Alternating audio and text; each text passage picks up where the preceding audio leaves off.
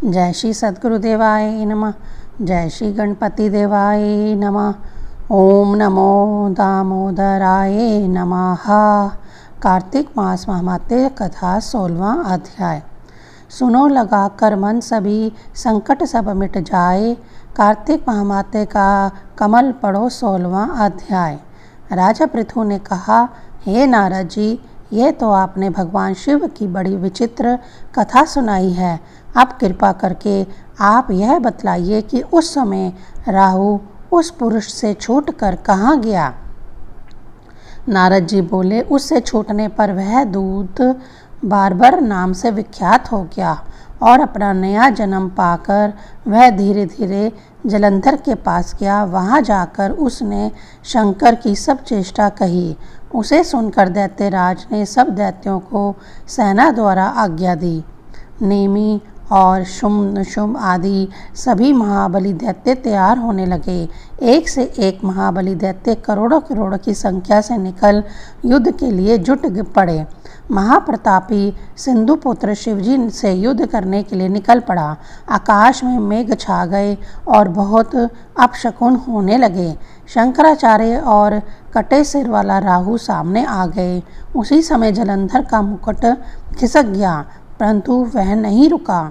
उधर इंद्र आदि सभी देवताओं ने कैलाश पर शिवजी के पास पहुंचकर सब वृत्तांत सुनाया और यह भी कहा कि आपने जलंधर से युद्ध करने के लिए भगवान विष्णु को भेजा था। वह उसके वशवर्ती हो गए हैं और विष्णु जी लक्ष्मी सहित जलंधर के अधीन हो उनके घर में निवास करते हैं। अब देवताओं को भी वहीं रहना पड़ता है। अब वह बलि सागर पुत्र आपसे युद्ध करने आ रहा है, अतएव आप उसे मारकर हम सबकी रक्षा कीजिए। यह सुनकर शंकर जी ने विष्णु जी को बुलाकर पूछा, हे ऋषिकेश, युद्ध में आपने जलंधर का संहार क्यों नहीं किया और वैकुंठ छोड़ आप उसके घर में कैसे चले गए। यह सुनकर विष्णु जी ने हाथ जोड़कर नम्रतापूर्वक भगवान शंकर से कहा, उसे आपका अंशी और माता का भ्राता होने के कारण मैंने नहीं मारा है। यह बड़ा वीर और देवताओं से अजय है। इसी पर मुग्ध होकर मैं उसके घर में निवास करने लगा हूँ। विष्णु जी के इन वचनों को सुनकर शंकर जी हंस पड़े और उन्होंने कहा, हे विष्णु, आप ये क्या कहते हैं। मैं उस दैत्य जलंधर को अवश्य मारूंगा। अब आप सभी देवता जलंधर को मेरे द्वारा ही मारा गया जानकर अपने स्थान को जाइए। जब शंकर जी ने ऐसा कहा तो सब देवता संदेह रहित होकर अपने स्थान को चले गए। इसी समय पराक्रमी जलंधर अपनी विशाल सेना के साथ पर्वत के समीप आ कैलाश को घोर सिंहनाद करने लगा। दैत्यों के नाद और कोलाहल को सुनकर शिवजी ने नंदी आदि गणों को उससे युद्ध करने की आज्ञा प्रदान की। कैलाश के समीप भीषण युद्ध होने लगा। दैत्य अनेकों प्रकार के अस्त्र शस्त्र बरसाने लगे। भेरी, मृदंग, शंख और वीरों तथा हाथी घोड़ों और रथों के शब्दों से शब्दित हो पृथ्वी कांपने लगी। युद्ध में कट कर मरे हुए हाथी, घोड़े और पैदलों का पहाड़ लग गया। रक्त मांस का कीचड़ उत्पन्न हो गया। दैत्यों के आचार्य शुक्रा जी अपनी मृत संजीवनी विद्या से सब दैत्यों को जिलाने लगे। यह देखकर शिवजी के गण व्याकुल हो गए और उनके पास जाकर सारा वृत्तांत सुनाया। उसे सुनकर भगवान रुद्र के क्रोध की सीमा न रही। फिर तो उस समय उनके मुख से एक बड़ी भयंकर कृत्या उत्पन्न हुई, जिसकी दोनों जंघाएं ताल वृक्ष के समान थी। वह युद्ध भूमि में जा सब असुरों का चवरण करने लग गई और वह फिर शुक्राचार्य के समीप पहुंच गई और शीघ्र ही अपनी योनि में गुप्त कर लिया और फिर स्वयं भी अंतर्ध्यान हो गई। शुक्राचार्य के गुप्त हो जाने पर दैत्यों का मुख मैलिन पड़ गया और वे युद्ध भूमि को छोड़ भागे। इस पर शुम्भ शुम्भ और कालनेमि आदि सेनापति ने अपने भागते हुए वीरों को रोका।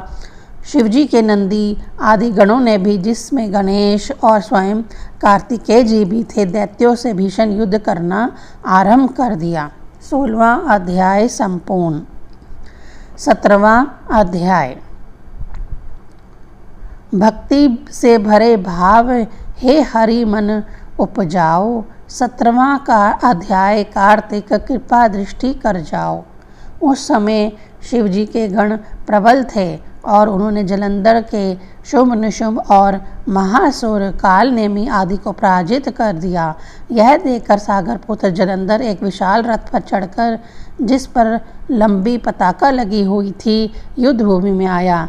इधर जय और शील नामक शंकर जी के गण भी युद्ध में तत्पर होकर गरजने लगे।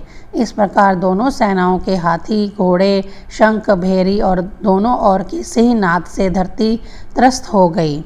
जलंधर ने कोहरे के समान असंख्य बाणों को फेंक कर पृथ्वी से आकाश तक व्याप्त कर दिया और नंदी को 5, गणेश को 5, वीरभद्र को एक साथ ही 20 बाण मारकर उनके शरीर को छेद दिया और मेघ के समान गर्जना करने लगा। यह देख कार्तिकेय ने भी दैत्य जलंधर को अपनी शक्ति उठाकर मारी और घोर गर्जन किया, जिसके आघात से वह मूर्छित हो पृथ्वी पर गिर पड़ा। परंतु वह शीघ्र ही उठ पड़ा और क्रोधाविष्ट हो कार्तिकेय पर अपनी गदा से प्रहार करने लगा। ब्रह्मा जी के वरदान की सफलता के लिए शंकर पुत्र कार्तिकेय पृथ्वी पर सो गए। गणेश जी भी गदा के प्रहार से व्याकुल होकर धरती पर गिर पड़े। नंदी व्याकुल हो गदा प्रहार से पृथ्वी पर गिर गए। फिर दैत्य ने हाथ में पारिग ले शीघ्र ही वीरभद्र को पृथ्वी पर गिरा देख शंकर जी गण चिल्लाते हुए संग्राम भूमि छोड़ बड़े वेग से भाग चले। वह भागते हुए गण शीघ्र ही शिवजी के पास आ गए और व्याकुलता से युद्ध का सब समाचार कह सुनाया। लीलाधरी भगवान ने उन्हें अभय दे सबका संतोष वर्धन किया। 17वां अध्याय संपूर्ण। 18वां अध्याय। लिखता हूँ माँ पुराण की सीधी सच्ची बात। 18वां अध्याय कार्तिक मुक्ति का वरदात। अब रुद्र रूप महाप्रभु शंकर नंदी पर चढ़कर युद्ध भूमि में आए। उनको आया देख कर उनके पराजित गण फिर लौट आए और सिंहनाद करते हुए आयुधों से दैत्यों पर प्रहार करने लगे। भीषण रूपधारी रुद्र को देख दैत्य भागने लगे।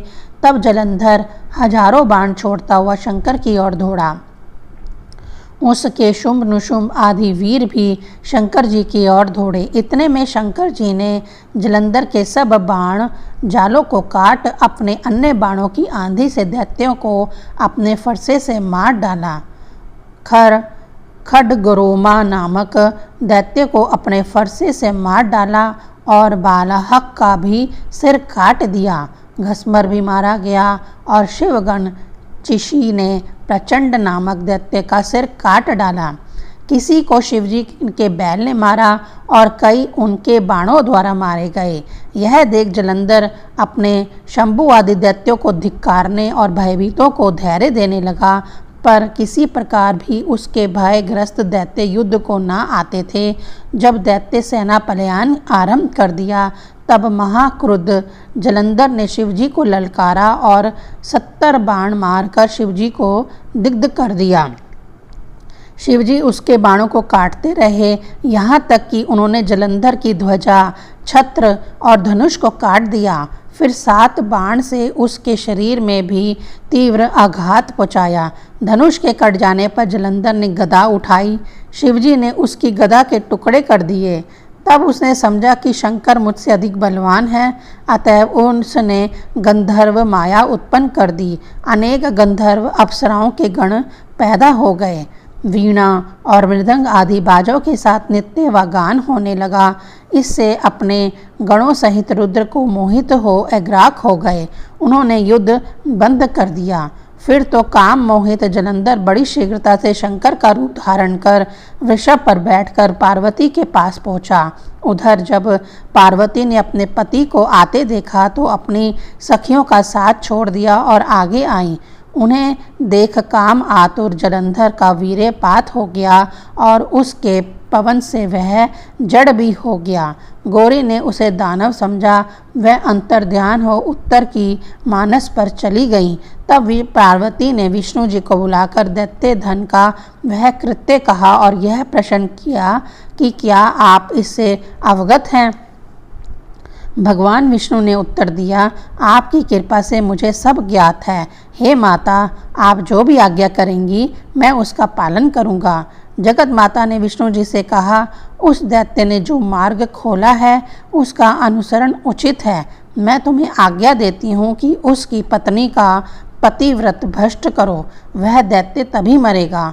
पार्वती जी की आज्ञा पाते ही विष्णु जी उसको शिरोधार्य कर छल करने के लिए जलंधर के नगर की ओर गए। 18वां अध्याय संपूर्ण। 19वां अध्याय। श्री विष्णु मम हृदय में प्रेरणा करने वाले नाथ, लिखो महात्म कार्तिक, राखो सिर पर हाथ।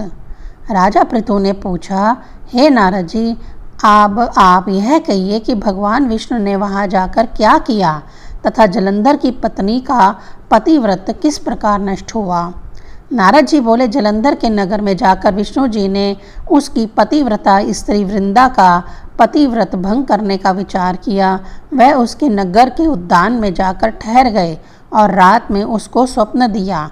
वह भगवान विष्णु की माया और विचित्र कार्य पद्धति थी और उसकी माया द्वारा जब वृंदा ने रात में वह स्वप्न देखा कि उसका पति नग्न होकर सिर पर तेल लगाए महिष पर चढ़ा है, वह काले रंग की फूलों की माला पहने हुए है और उसके चारों हिंसक जीव हैं, वह सर को मुंडाए हुए अंधकार में दक्षिण दिशा की ओर जा रहा है, उसने नगर को अपने साथ समुद्र में डुबोआ हुआ इत्यादि बहुत से स्वप्न देखे।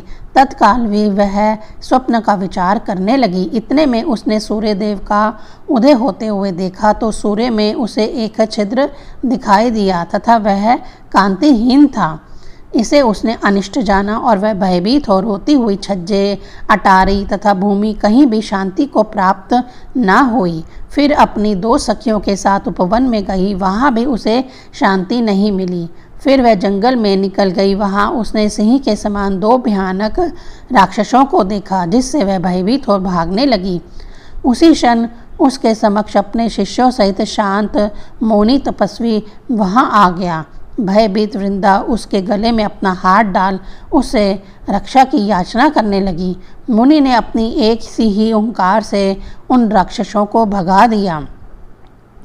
वृंदा को आश्चर्य हुआ तथा वह भय से मुक्त हो मुनिनाथ को हाथ जोड़ प्रणाम करने लगी।